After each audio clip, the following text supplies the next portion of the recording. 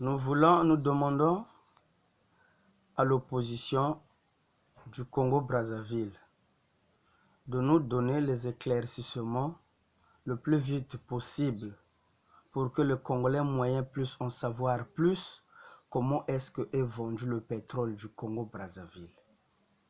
À ce que nous connaissons, le pétrole congolais, après la guerre de 97, avec la bénédiction de Jacques Chirac, la famille Sassou, ils se sont octroyés un permis de vendre le pétrole du Congo à leur nom propre. Cela leur permet de verser au trésor public n'importe quelle somme qu'ils veulent. Et les poursuites de paradis fiscaux n'aura jamais des effets sur eux. Donc, Kiki Sassou, nommé par son père à la tête de la SNPC, avait pour mission de piller l'argent du pétrole, l'argent du pays,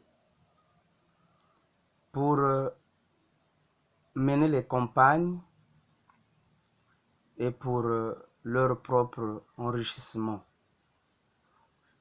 Aujourd'hui nommé comme vice-premier ministre, d'ailleurs ce que n'a jamais été dans la constitution congolaise. Nous n'avons jamais eu un vice-premier ministre. Cela prouve la barbarie directe.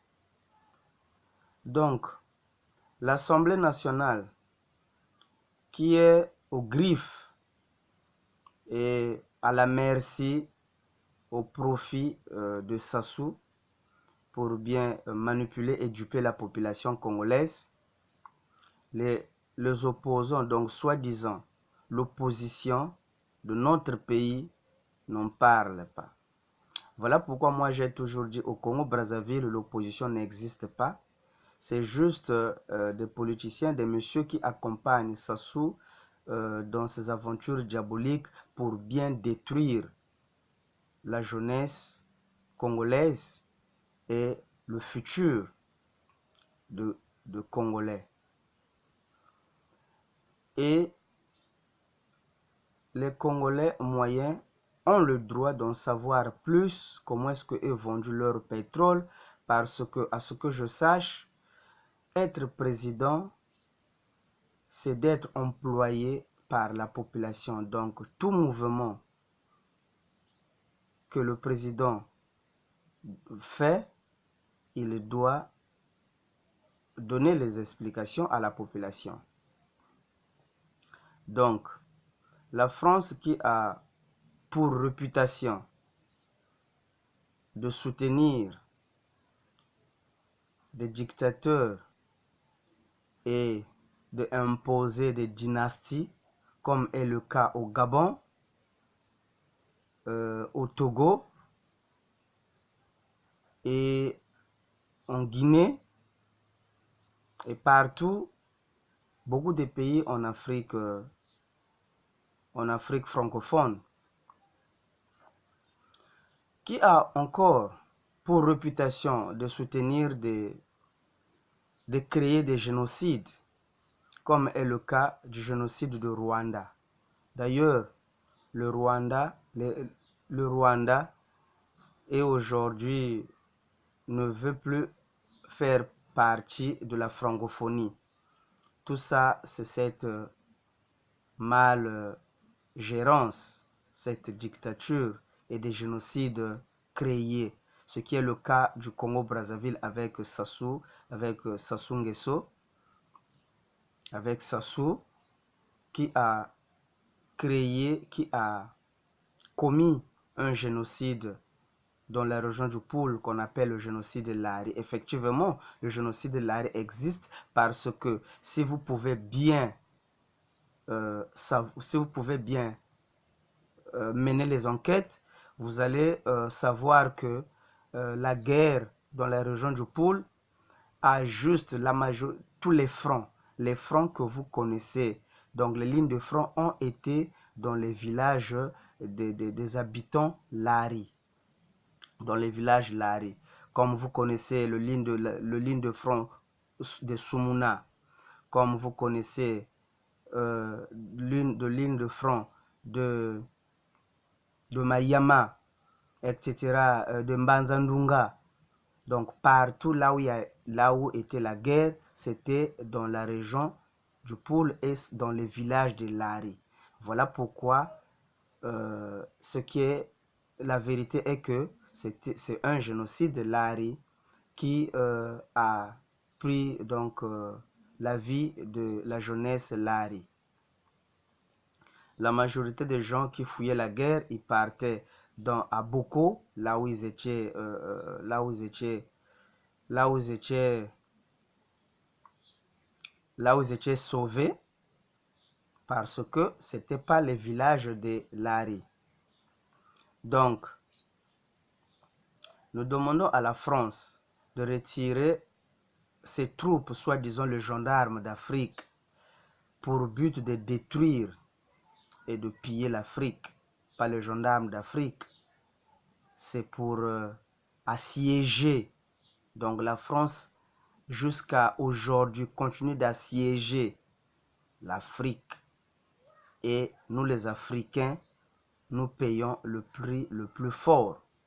La vie, les génocides perpétrés, soutenus et des coups d'État et des hold-up électoraux, etc.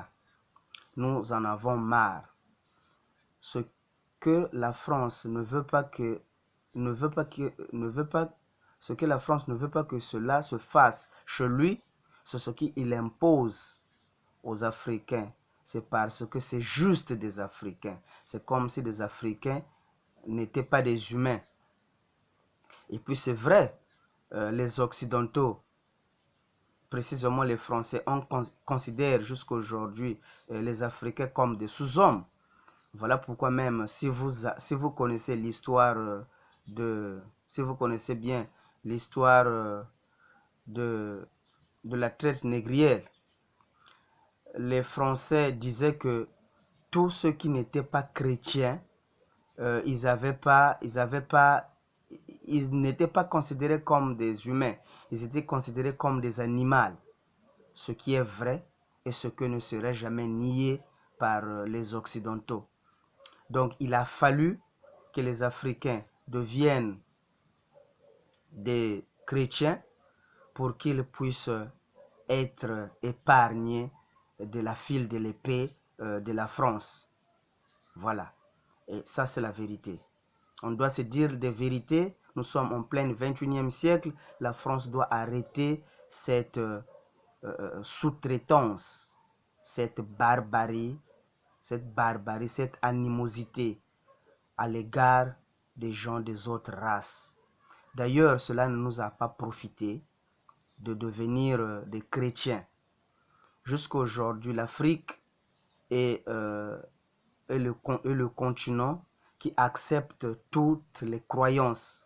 En Afrique, vous allez voir les croyances d'origine arabe qui envoient les musulmans qui ne sont pas d'origine africaine. Vous allez voir des chrétiens qui est d'origine européenne, voilà, qui n'a pas d'origine africaine. Vous allez voir des bouddhistes, etc. Nous consommons tout, mais nous ne sommes pas bénis. Comment nous prions, nous pratiquons les mêmes pratiques que nos maîtres, soi-disant. Mais nos maîtres sont bénis, nous ne sommes pas bénis. L'Afrique n'a même pas, c'est le seul continent qui n'a même pas sa marque de voiture. Qui n'a même pas sa marque de voiture. Ça veut dire que cet Dieu qu'on nous a imposé, c'est un Dieu maudit pour nous. Voilà. Quand vous adoptez quelque chose qui n'est pas originaire de votre origine, vous devenez comme une photocopie. Donc nous les Africains, nous sommes des photocopies des Européens. Voilà pourquoi ça ne marche pas. J'admire la bravoure des Asiatiques. Voilà pourquoi ils sont bénis, parce qu'ils sont restés attachés à leur culture et croyances spirituelles. Voilà pourquoi ils sont bénis. En Asie, la majorité des pays, c'est des pays qui sont mieux que beaucoup de pays en Europe. Et aujourd'hui, la Chine à la tête, en fait, l'Asie, on va prendre l'exemple de la Chine et le Japon qu'on n'a jamais parlé. Le Japon a toujours longtemps été fort économiquement, technologiquement, mais ils ont leur propre Dieu. Donc l'Afrique et les Africains, on doit se réveiller pour rejeter. Pour moi, je crois que c'est même mieux que les églises que nous avons. L'Afrique a plus des églises que des écoles. L'Afrique a plus des églises que